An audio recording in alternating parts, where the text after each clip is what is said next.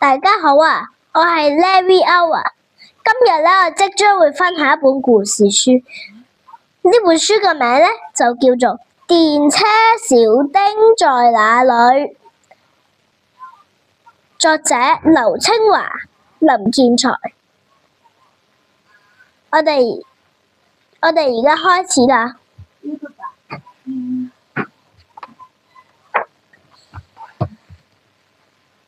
呢個咧就係電車小丁啦。你哋有冇搭過電車啊？有嘅請點個讚。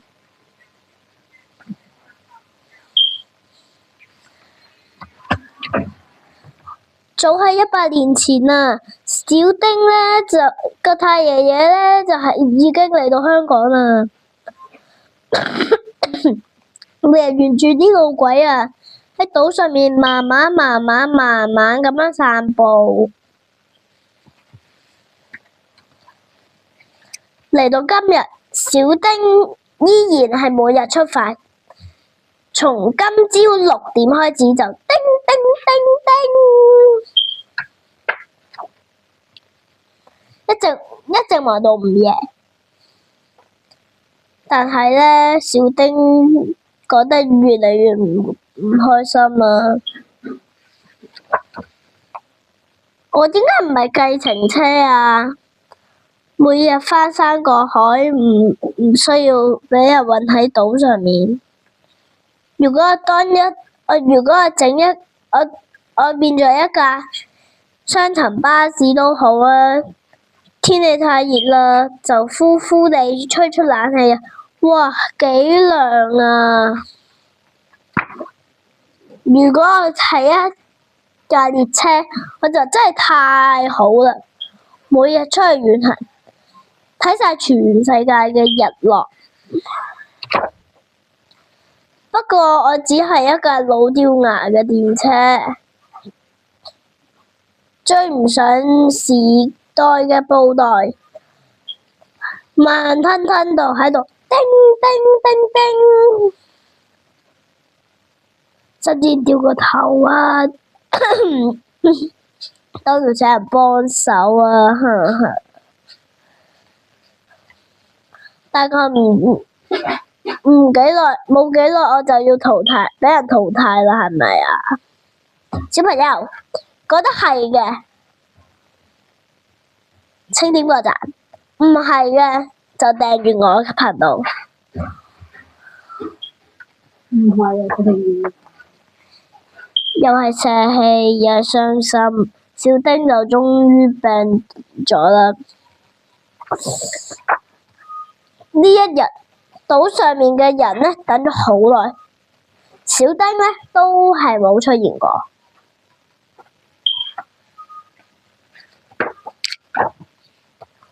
老爺爺話：電車小丁啊，去咗邊啊？冇咗佢，我點送小孫返學啊？藝術家話：電車小丁去咗邊啊？佢誕生於香港。每一寸都由本地師傅製作，有着咁多美麗。遊客話：電車小丁到咗邊度啊？我好早就聽過佢嘅大名，好想請佢帶住我睇島上面嘅風光。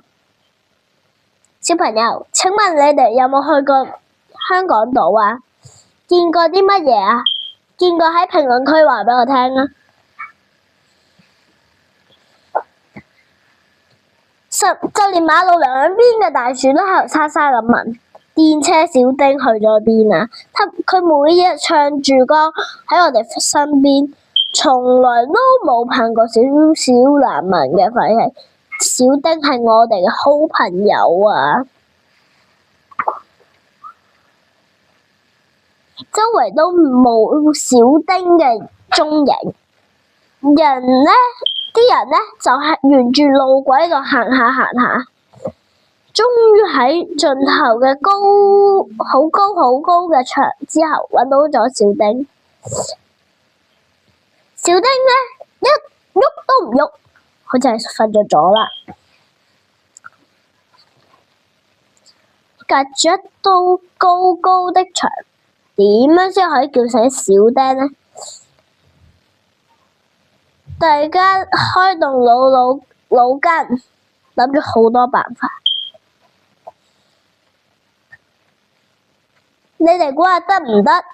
得嘅話呢，就喺評論區話俾我聽；唔得就唔得就全部都做啊！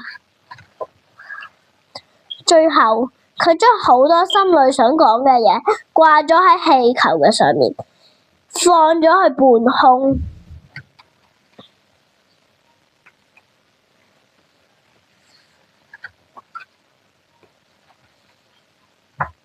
哇！好多氣球喎！相信你哋一定玩過氣球嘅。